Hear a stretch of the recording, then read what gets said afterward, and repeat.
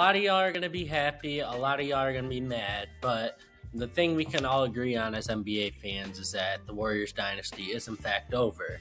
Now, does it mean Steph Curry and the championship window in Golden State is over? Absolutely not.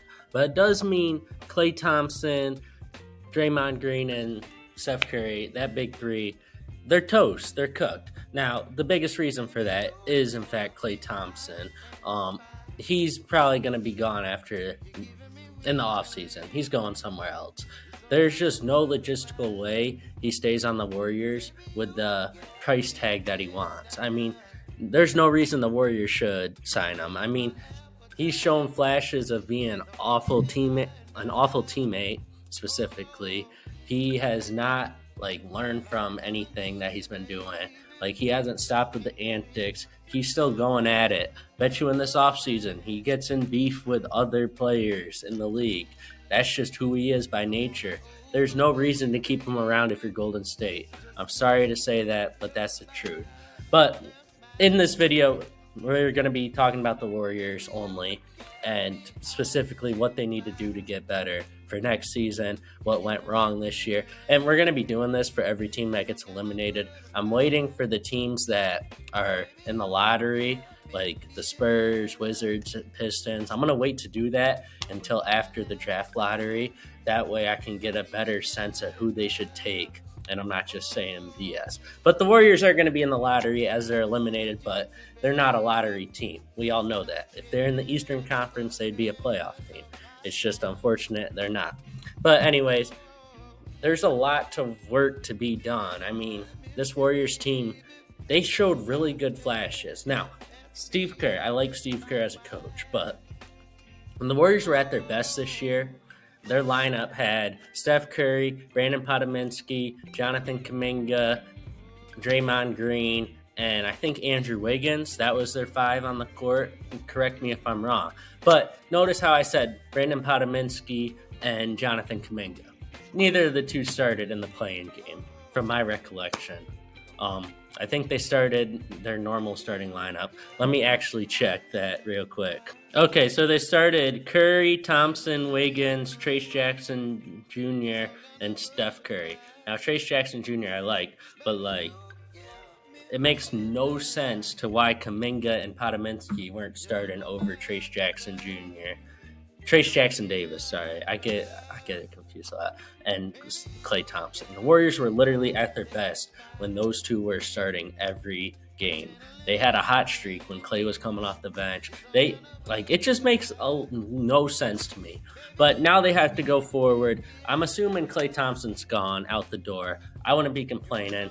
What else do they have right now? So I got the thing. I will show a picture of what I'm looking at. Steph Curry got 2 years left. Klay Thompson obviously expired. He's making $43 million to not make a field goal in a play-in game. So, yeah, that's all you should really know.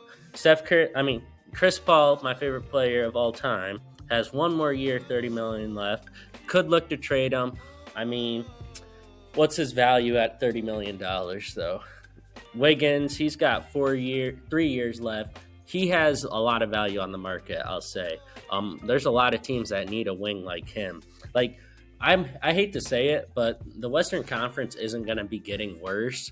So, and it's only going to get better. The Warriors need to do a soft rebuild. I mean, it's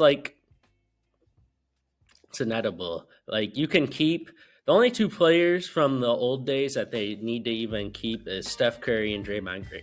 They have those two. They need to rebuild around them because the system that they were doing when they were winning championships is not the system that they can do now. And it's unfortunate, but yeah, that's the truth. So Chris Paul, Andrew Wiggins, Kevon Looney. I'm personally keeping Gary Payton Jr. Dario Saric, not really.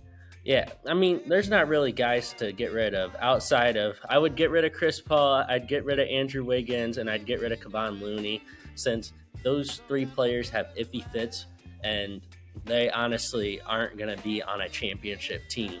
with this Warriors group. I'm sorry, but you're not getting rid of Steph Curry, and Draymond Green needs to stay next to Steph Curry. So is there really any reason to not have those two and not build around those two? I mean, Curry, Podominski, Kuminga. I mean, you could keep Wiggins. I wouldn't be mad, but you really do need a center because a lot of your problems are coming from the fact that you have absolutely no height. But if you have Curry, Kuminga, Podominski, and Draymond Green, that core four, I like that core four moving forward. Now you do have to, and then you got Trace Jackson Davis. He's a good fit on this team. So you really do have a solid five. You just got to figure everything else out. Now, if I'm the Warriors, there's a few players I'll target. Let me really quick just look at some of the players I might be targeting if I'm them.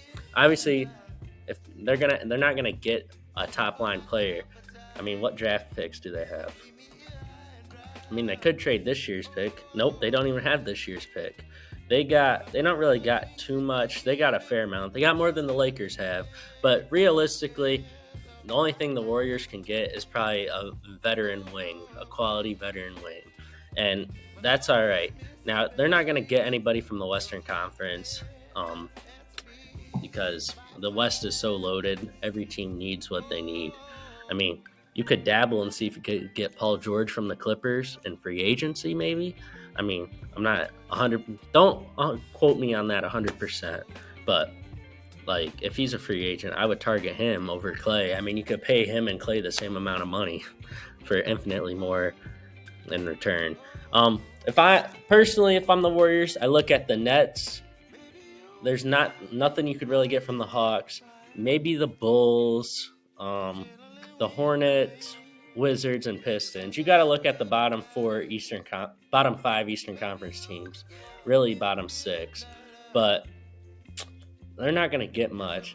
Now, if they could do a sign and trade for Klay Thompson, I would say send him to Orlando, but Klay can't shoot, and that's all Orlando really needs. So at this point, I don't really know.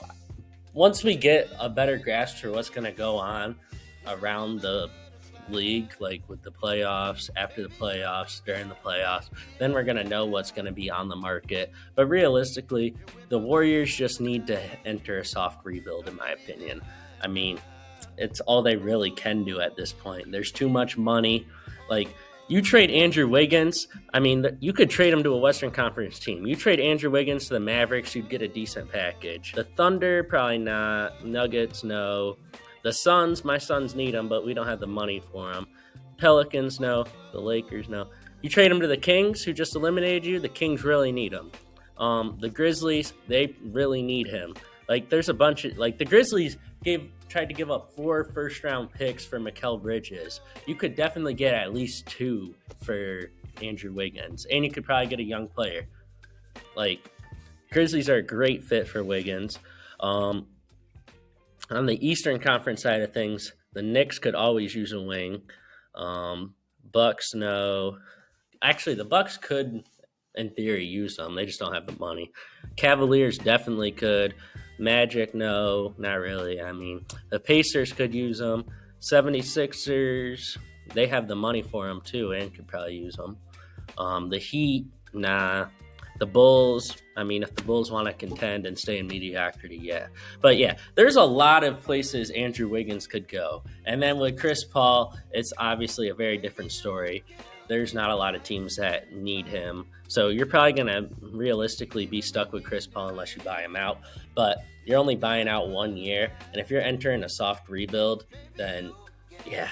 Because your soft rebuild, you could still be a play-in team. It's just like you don't have all this money on your books, and it allows more freedom for everything.